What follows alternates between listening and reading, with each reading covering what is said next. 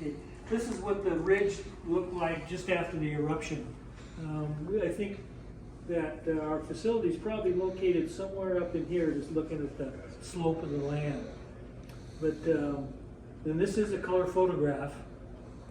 Just to give you an example, here's another picture, a close-up of a logging truck and what this area looked like after the eruption. It was just total devastation.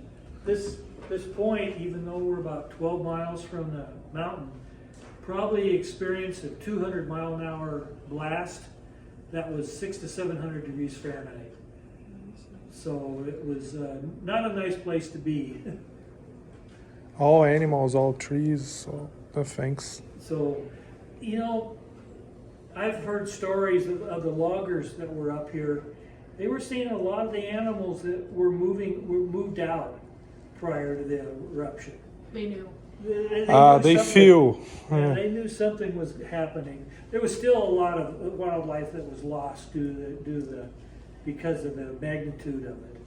But fortunately, they said some of the elk herds actually moved over onto this side. It wasn't as affected. They could feel the earth. Yeah.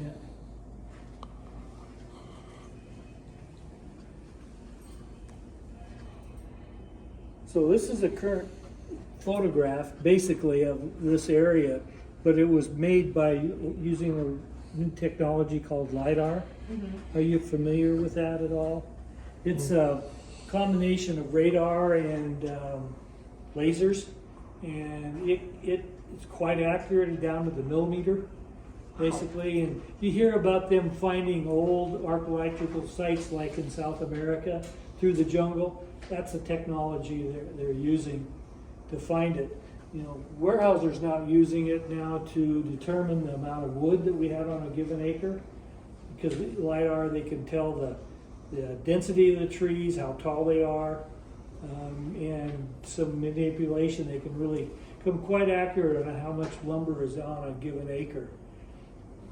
They're also now using it in Colorado to look at the snowpack, because LiDAR can tell where the ground is and where the snow level is, so they can quite easily, over large areas, determine the amount of water that's up there for the next water year that's coming around. So it's really cool technology.